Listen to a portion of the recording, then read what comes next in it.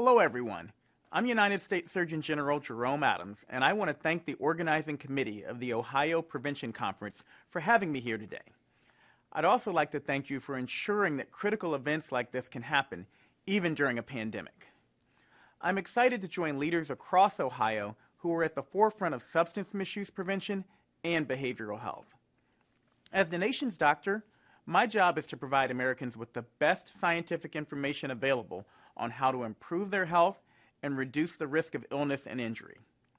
That's a big task, and it's what's led me to the creation of my guiding principle, better health through better partnerships.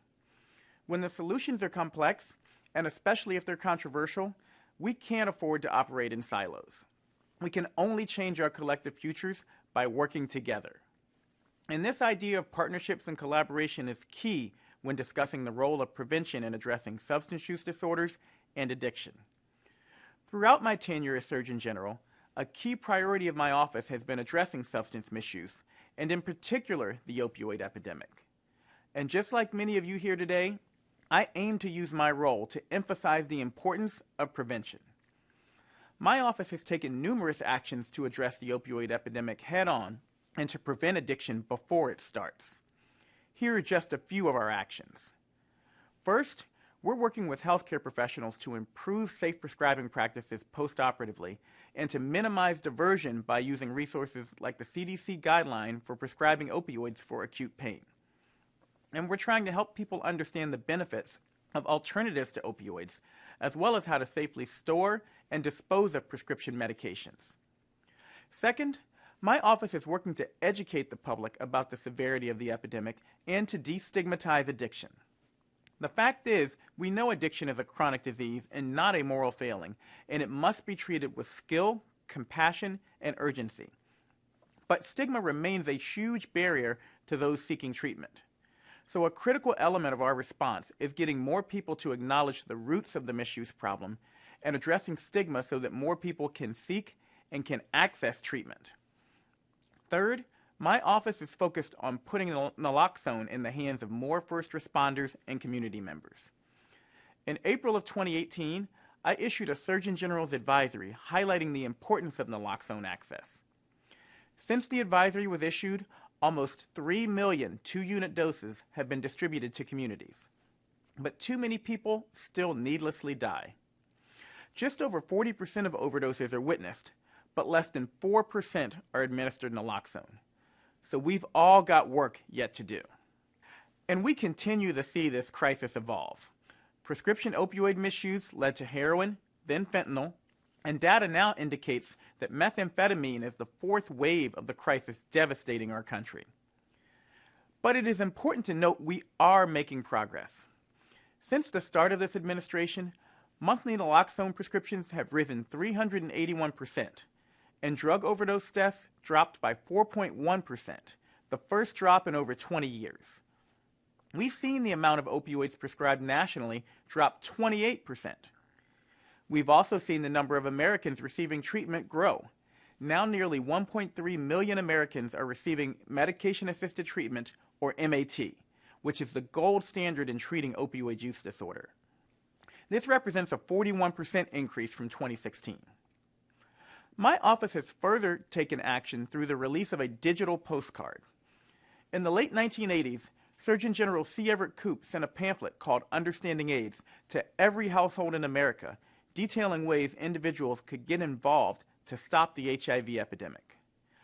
I felt the opioid crisis could use a similar effort.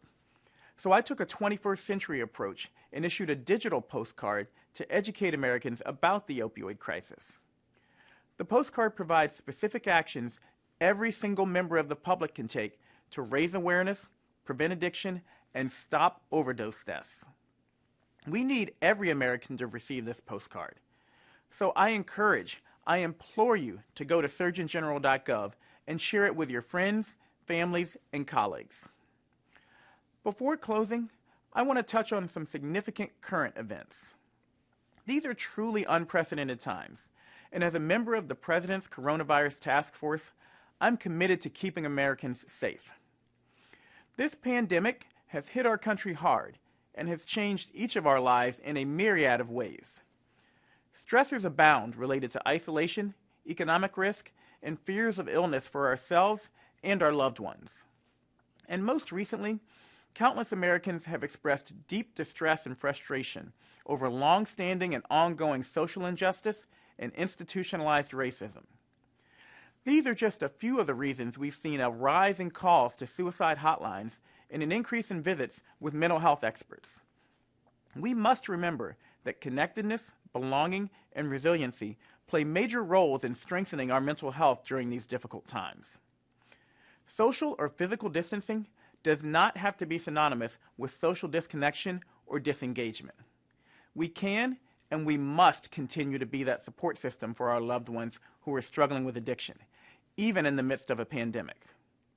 We know that recovery is not easy, but it's possible, and those who are waging this battle need us, their support systems, now more than ever. Our goal is to make sure COVID-19 does not become an additional barrier to receiving treatment and that resources remain available to the people who need them the most. And we must address racial and ethnic bias in all walks of life, but especially when it comes to mental health and substance misuse, because without health equity, there can be no social justice. With that, I want to commend everyone here for the work you've been doing before COVID-19, during this pandemic, and for the years to come in preventing substance misuse and addiction. I'm inspired by programs like Start Talking and Resiliency Ohio that aim to educate and support our youth in making the best decisions and living drug-free lives. This work is truly prevention in action. Now I'd like to leave you with just a few challenges. First, I challenge you to continue accelerating the distribution and use of naloxone in our communities. Make this medication more accessible to people with OUD. Make it more accessible to their loved ones and to anyone in a position to respond to an overdose. Second, I challenge you to continue to support treatment and recovery in the workplace. The fact is, any one of us could be caught in the web of substance misuse. So let's take the stigma out of treatment and help restore the health and future for millions of Americans. And lastly, I just want to support you and the resilience you've displayed during this time of COVID-19. You've been unfailing in your efforts to reach those in need in Ohio, despite the many challenges you've faced. And I challenge you to continue in these efforts, especially as we reopen. Know that I join you in this mission and look forward to hearing the results of your work in the future. So thank you again for all that you continue to do and for the opportunity to address you today. Be well and be safe, Ohio.